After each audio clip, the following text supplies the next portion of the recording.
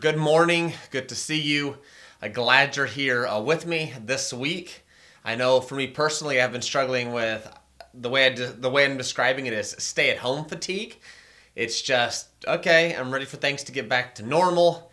Uh, yeah, and so I just want to let you know I'm missing you, and I cannot wait to see you again.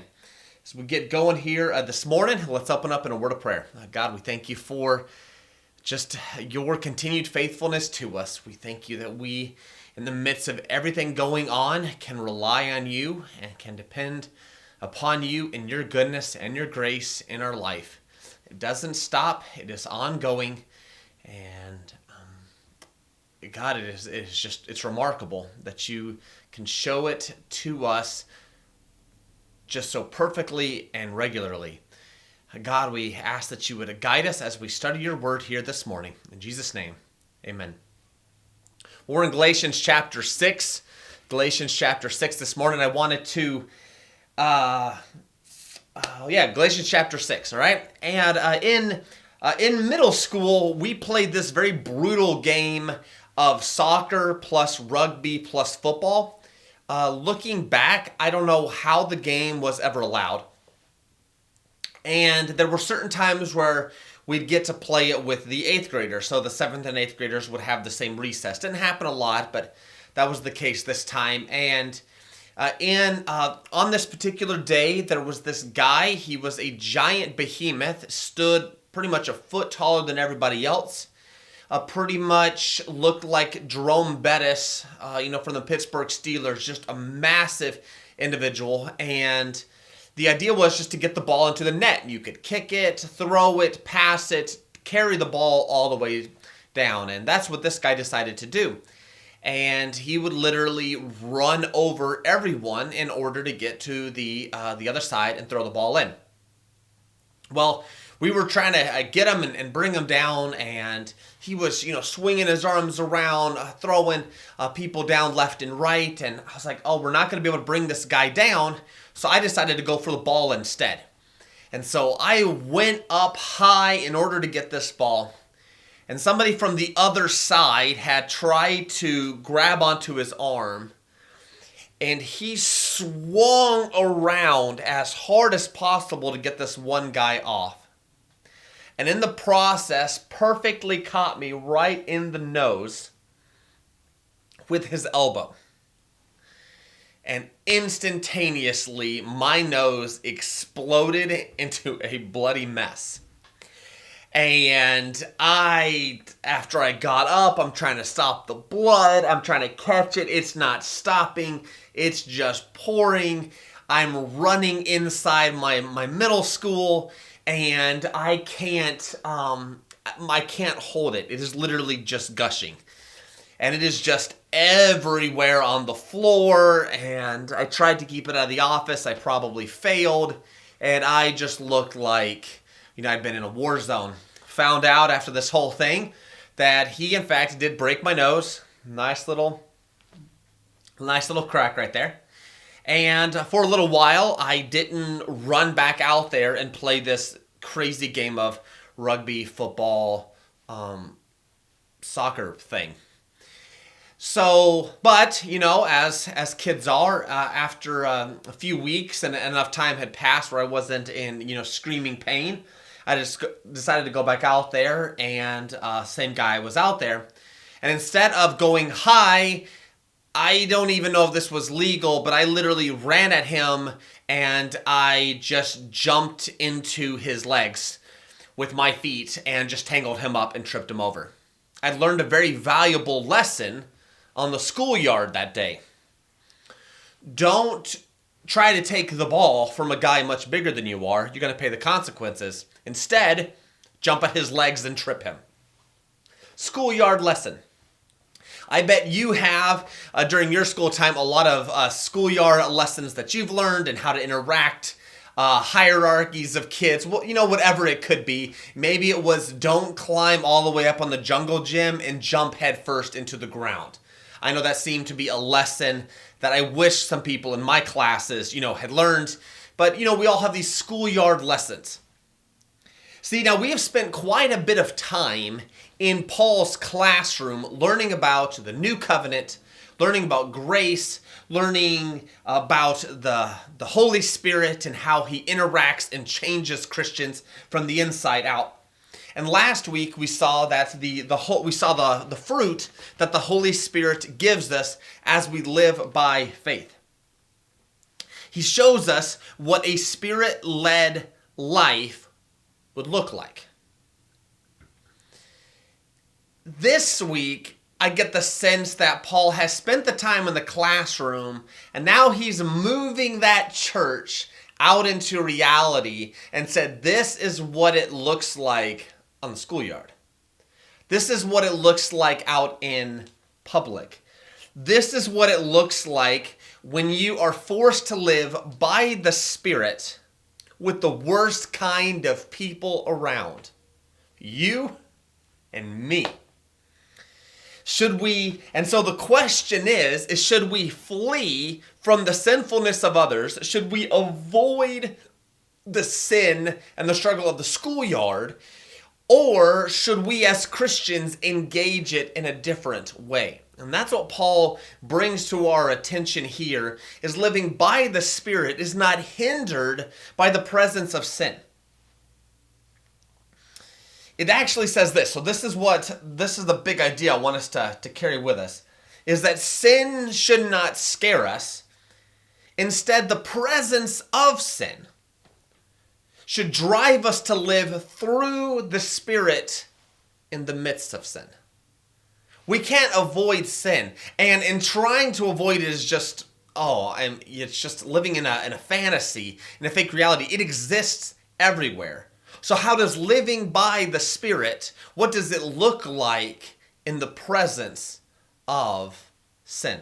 And that's what we're going to see here this morning in Galatians chapter 6. Let me read it here. Verse 1, brothers, if anyone is caught in any transgression, you who are spiritual should restore him in a spirit of gentleness. Keep watch on yourself, lest you too be tempted. Bear one another's burdens, and so fulfill the law of Christ. For if anyone thinks he is something, when he is nothing, he deceives himself.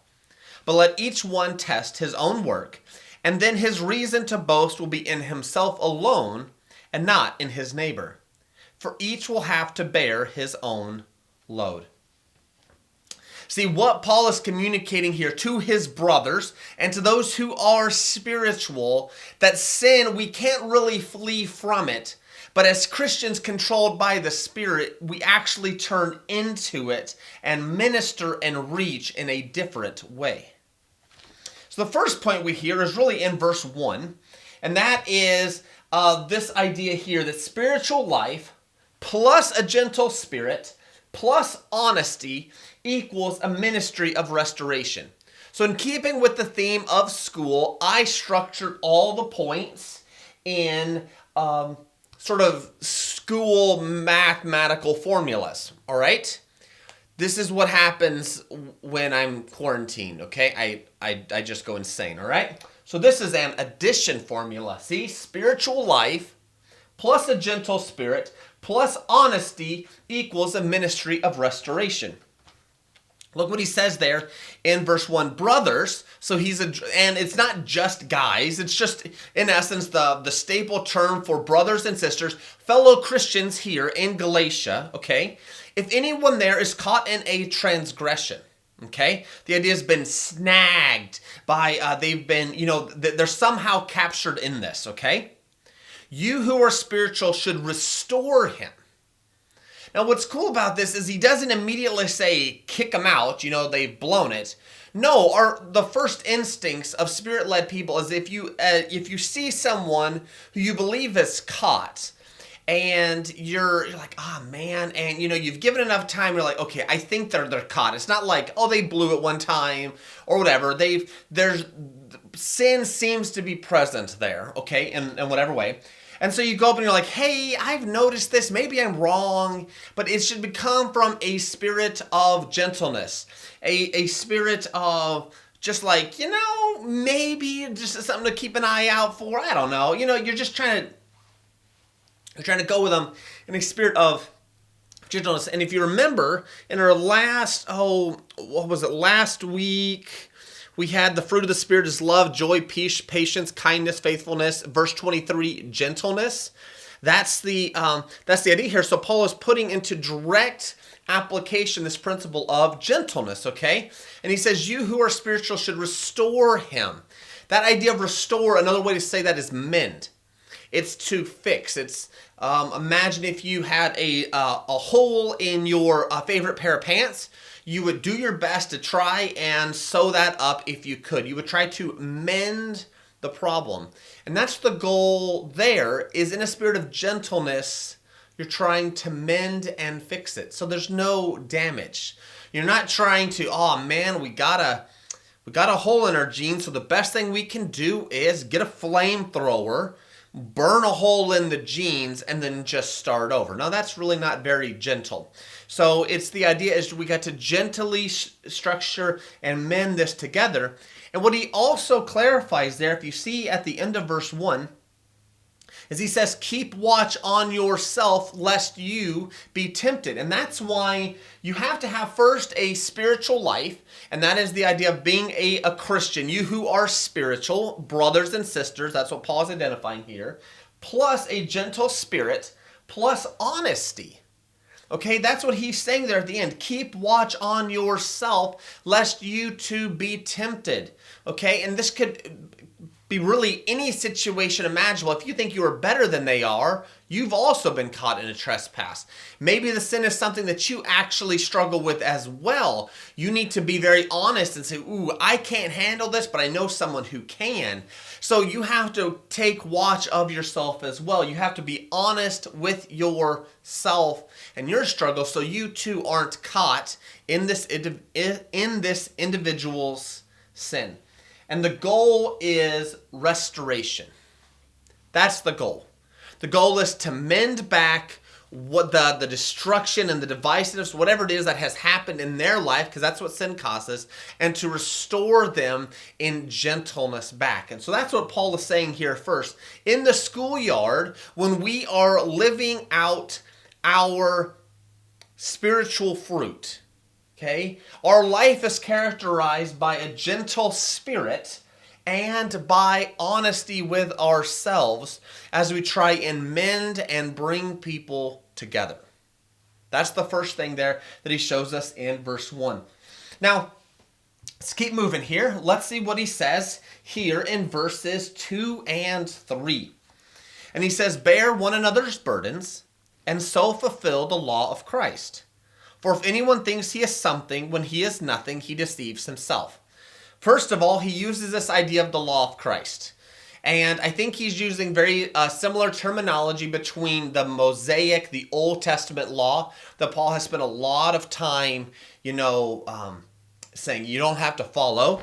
And then he says in, chapter 5... wow, I just lost it. You do not use your feet. Okay. So like in verse 14, for the whole law is fulfilled in one word, you shall love your neighbor as yourself. So that's this idea of the law of Christ, is that it is fulfilled with this idea of love. And here Paul now is actually explaining it with this concept of bearing one another. Now it's still in relation to the idea of sin and other people's sins. And the point here is what he's trying to say is lots of hands moving rapidly towards a problem demonstrates the love of Jesus. Here's the formula, okay? Force equals mass times acceleration. The force is the love of Jesus. The mass is lots of hands. And acceleration is how quickly we respond and help. And he says, bear one another's burdens. Because when we are caught in sin, what we've been carrying and holding, and as we've been trying to struggle with life, we're losing it, we start to tip over. We stub our toe. You can imagine that when you're carrying like a couch and you're helping someone move, and you stub your toe or you trip, you start losing that. You start losing that couch. It just starts going down, and so it requires perfect step. And when we get caught in a problem, we lose our balance and we're struggling with something in our life. And so at times, Christians, in light of this, have to step in and say, hey, I will bolster this up a little bit, and let's get your feet back under you so you're able to walk better. And that's what he says here. He says, bear one another's burdens. And when we bear and respond to each other in love, that is a way you can fulfill the law or the love of Jesus in their life, is this way of love and bearing. Not like, ooh, yeah, man, you sinned really bad. That stinks. Good luck to you. Crash and burn. Now, at times, you will try and reach in, and you will try to bear, and you will try to help, and they refuse to get back up on their feet. They decide to lay down instead, or whatever it is, and the couch is there. And eventually we do have to set down the couch, set down their burden. Like, I can't keep carrying this for you. I tried to help you and give you a little bolster, give you a little boost, but you're not taking ownership now. I'm just going to set this down. And I go, and there is a point that happens. But initially our response should be, okay, I can help you out real quick. All right, let's see what we got here. Okay. All right, good. You good? Good. Man, whoo, that was a close one. All right, good. I've been there too. I've tripped. I've slipped. Yeah, that stinks. All right, we're good to go. You're good to go. And we go about our merry way. Because many hands, you've heard the phrase, many hands make light work. And at times we've got to rally and come and help people who are struggling. And so now what else is good to make note here is there in verse 3 it says, for if anyone thinks he is something when he is nothing, he deceives himself. And this phrase has in some way been repeated throughout many different writings and stuff like that. But the idea behind this, I believe what Paul's trying to communicate here, is if you think, so the idea is bearing another's burdens, okay? To respond gently to someone else. So this idea of responding in a manner of peace and love towards those struggling in sin. That if you think you are something, maybe you think you are too good for them, or that you have never fallen, or you're better than that, or they should have known better. I would have known better. Man, I am just so, whatever it is, you turn it, instead of focusing on what they need, you start looking at yourself in comparison to them, and you start thinking you are something, that you are too good for them, that you don't, I'm not going to help them. They can learn their lesson by themselves. Then what Paul says is, no, you're actually nothing just like they are. You're caught in sin as well. You are nothing. So if you think you are something, when in reality you're no different than they are, you live a deceived life, he says. He deceives himself. Because we're all humans. We all struggle with different things. Some struggle with pride, some struggle with sexual sins of some kind, some struggle with language, some struggle with addictions. So you can just name the list, the entire list that we had of the works of the flesh. We struggle with, each and every one of us struggle. And in that sense, we're not anything special. We're just like everybody else. We're nothing. We don't have this figured out. Life is just as much of a challenge to us as it is to other people. That's just the reality of the situation. We're all just trying to figure out our way through it. And that's what Paul says is, like, when you're bearing someone's burdens, don't think that you're too good for it, because you're not. You have to, in essence, connect with that individual who is struggling, because you too are struggling with your own challenges. It's just going to look a little bit different. I saw this graphic as a way to explain this point just a little bit more, and I like this. So I'll try and read. I don't know how clear it is for you guys here, but first, this is how we can learn to engage people and help people. How we can begin to bear one another's burdens, and I like this way of looking at it. First, you begin with pity, and pity means I acknowledge your suffering. Second thing that you do as you engage with the individual is you begin to sympathize with them. I care. about your suffering. So it goes from, it has left the idea of just being knowledge, where you know they're suffering, you know that hurts, you acknowledge it. Now you begin to care and sympathize with them. Third is, I feel your suffering. That is empathy.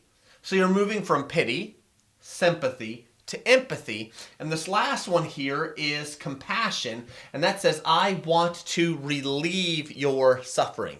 It's this idea of bearing another's burden.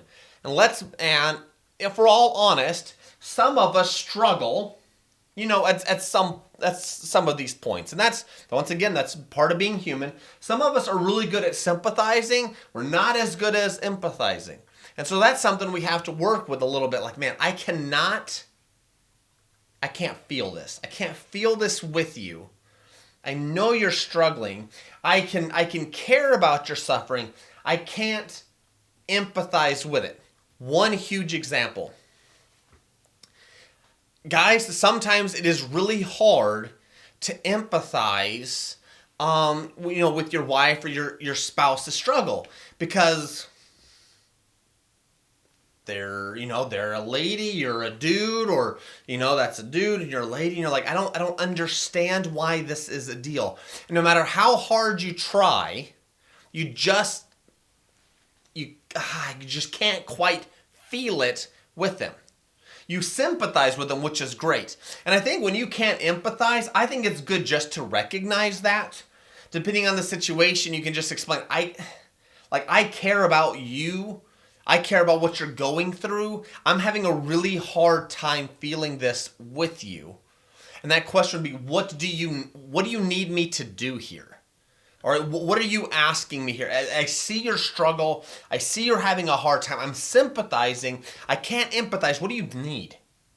And when you ask that question, what you're doing is you're allowing yourself to move past the empathy, whether you feel it or not, and get to, how can I help you relieve the struggle that you have? And it might be you can't actually help in that area. It is something they have to go through. But at least it's out there, and you can now work and show compassion and help to relieve, some of the struggle that they're going through. But it requires us to ask that question, what do you need? What do you need? And that helps us get from sympathy and empathy into the layer of compassion, is asking that question, what do you need? Just a way to illustrate just this idea of many hands make light work. I one time walked out of the dorm room my junior year of college, and I found that my little pickup truck was not where it should be. And for about 10 seconds or so, I thought someone had stolen my truck. Well, in fact, my truck was light enough where the guys on my floor decided that they would pick up my truck and carry it to the far end of the parking lot where I wouldn't see it. Talk about being scary. But it's fun to think about, because we have problems sometimes that require more than one set of hands to bear us up. And if we're all keeping our minds open to being able to help and love and respond to each other, that just as easy as it was for those guys to move my truck is really how we can respond to many of the problems in our church, and as well as outside the community. When we decide to work together and solve problems, we can do it. So it's just a neat challenge and reminder that, hey, lots of hands moving rapidly towards a problem demonstrates the love of Jesus. Now, lastly, there is our verses in verses 4 and 5. And those say, but let each one test his own work, and then his reason to boast will be in himself and not his neighbor. For each will have to bear his own load. Now this one, like I said, this is probably what happens when I'm quarantined too much, okay, or whatever I'm doing. Balance the chemical formula. You remember that in chemistry? Because I learned, I guess in chemistry, atoms don't just vanish. And so if you change the chemical reaction or chemical makeup of one thing, those atoms do something else. So how do you balance this out? And that was the whole idea behind this. So why, and we're going to take this idea of balance. See, when you take ownership of your life, it balances out the complicated. Balancing chemical formulas was very complicated. When you begin to, now, when you look at your life, and you look at life in general, and we can just use exactly what we're going on right now with this pandemic, and you have all these politicians and people saying different things. You have all medical doctors, all the sciences, all this stuff going out. Not only that, it's quite possible you have been impacted in your life as a result of that, whether your business is struggling, or maybe you know somebody whose small business is struggling. Maybe you're actually working in one of these essential places and there's a lot of nerves there. You know, whatever it could be, life is complicated. It's complicated when you're dealing with your inner family dynamics, and then you broaden that to your extended family and your work and your study. It's all this complicated, and all these places of interactions that happen between all these people. There's so many connections to keep track of. And what Paul is driving for here is, in all that complication and all those connections, there's really the propensity for sin to break out in any number of those interactions. There's the danger of sin happening. So with this, that's why I think what he says here in verses 4 and 5 is so important in light of how Christians respond in the presence of sin. Because, so let's just read it, okay? It says, let each one test his own work, okay? That means to measure, take account of his own work. And then his reason to boast will be in himself alone and not in his neighbor. For each will have to bear his own load. And so this is what connects it to the previous verses as well. Now, let's start here in this. When you hear the word boasting, it sounds like bragging. And most Christians have been taught since childhood, you're not supposed to brag. You're not supposed to boast. That's sort of like drawing attention to yourself. You're not supposed to do that. And so it's fascinating that here Paul is saying boast, boast in yourself, when other times he says, boast in, he seems to emphasize boasting in Jesus and what Jesus has accomplished. And here he's turning the attention on to them. This idea of boasting. Well, back in from what I was able to find, the Greek cultures had a shame and honor system where your goal was to look better than others around you, okay? Whether this was through finances, brains, smarts, politically, whatever it could be, you were constantly trying to compare yourself with others and sort of the shame and honor. The last thing you wanted was to be dishonored. The thing you actually wanted was to be honored so you could boast. And the natural tendency was to compare yourself to others.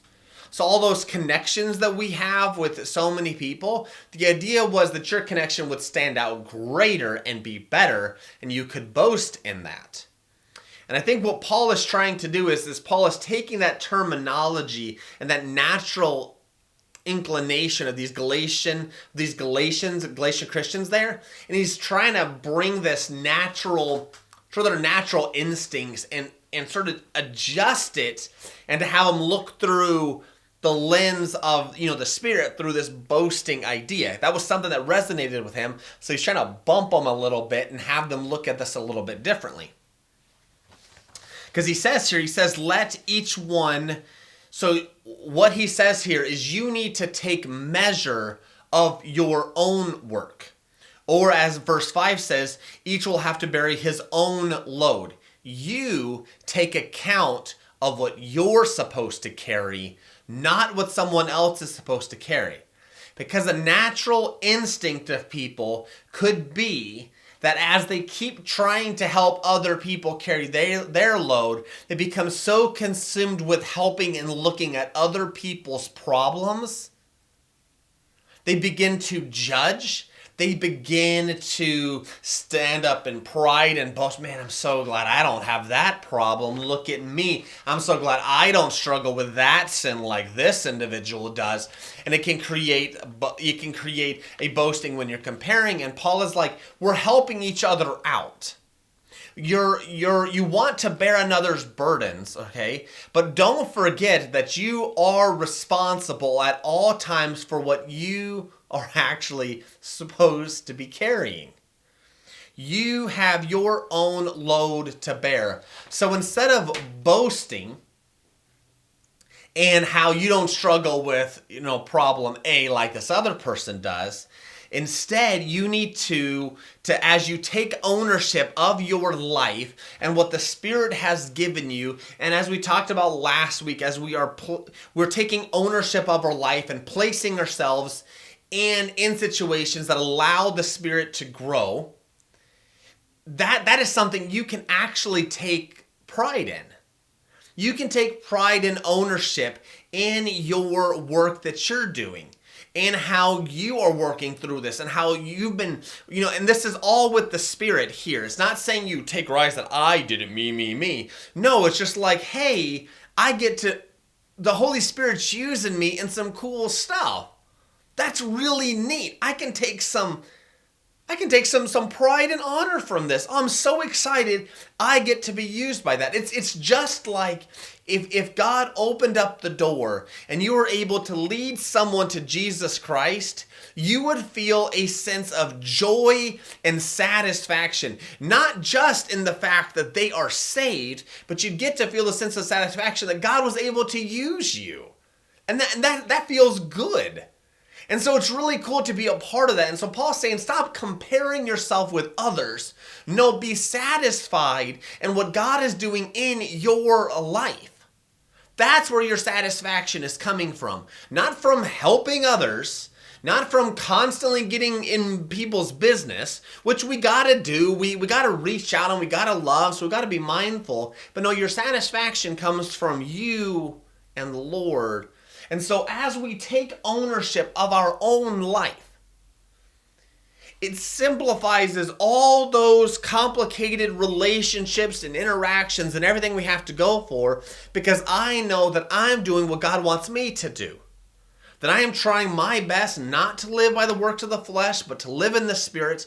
As I take ownership, it helps other people do that as well, because as they interact with you, they see a positive example.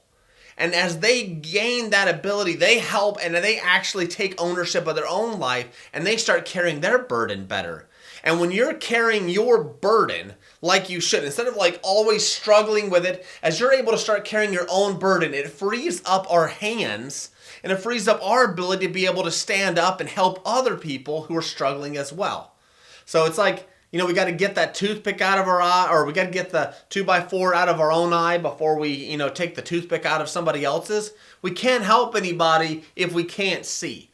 We can't help anybody if we're struggling with our own, if we're like being destroyed by our own problems. No, take ownership of your life so it frees you to serve and help others. Now, what I would like to, I bet all of you have plenty of time to read right now. I mean, whether you do or not, I don't know. But I wanted to point out there's a very, very good book that helps people live and take ownership of their own life. And I love the perspective of this book. It's positively recommended by lots of people. I've yet to have someone read it and say that book was dumb, okay? The book is called Boundaries. Some of you have read it before, partially because I've probably recommended it to you before, but this is a great book, okay? It is by Dr. Henry Cloud and Dr. John Townsend, and there's audio version of it, there's a book version of it, but it's a great way.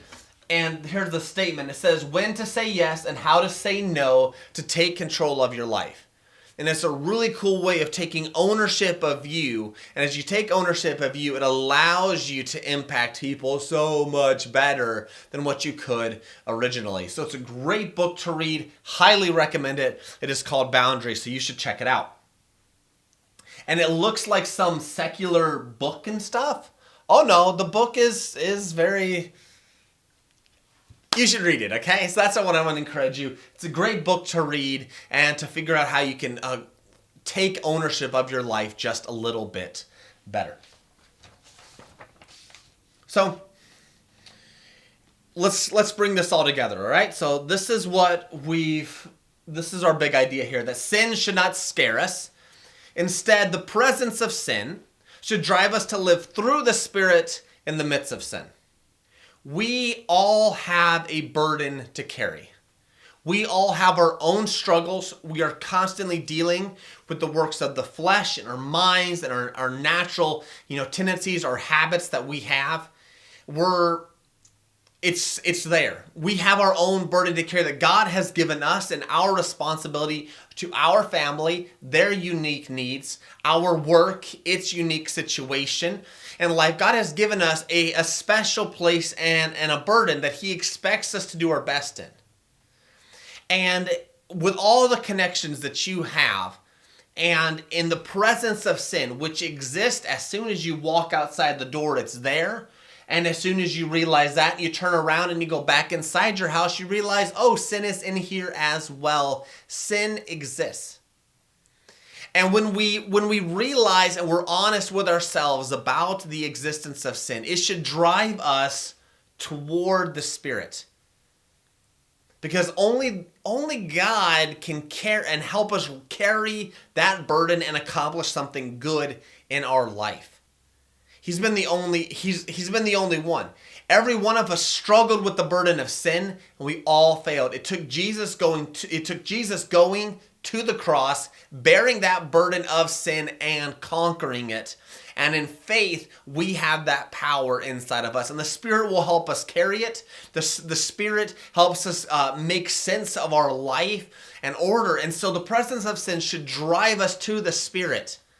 And when we're driven to the Spirit, what we find out is the Spirit is not having us run away from sin and running away from any image of it. No, it actually changes us. We're now actually turning toward it as brothers and as spiritual. And we begin to live a life of gentleness. We begin to live a life of honesty with ourselves. And it allows us to help other people live a restored life. And as we carry our burdens and walk in our day-to-day lives, there are going to be times where we're going to see someone else stumble and the burden is a little hard for them right now. And it will allow us to take a step into their life and use our shoulder, use our arm real quick and help carry and help bear that burden for them a little bit so they can keep their feet underneath them and allow us to live. See, the Holy Spirit doesn't want us running away from people's problems. It actually has us turning and being mindful to help other people in our church community and at times, in situations outside at work, etc. So I just wanted to share that with you here this week, that the presence of sin should drive us to live through the Spirit and bear a spirit of gentleness, of love, and bearing, and honesty with ourselves and ownership of our own life. Well, next week we're going to study that verse, "Do not be deceived, God is not mocked, for whatever one sows, that will he also reap." It should be a great study, and who can believe it? We are almost done in our study of Galatians, just a few more weeks. Well, I hope you have a wonderful week this week. Stay safe out there, and hope to see you soon.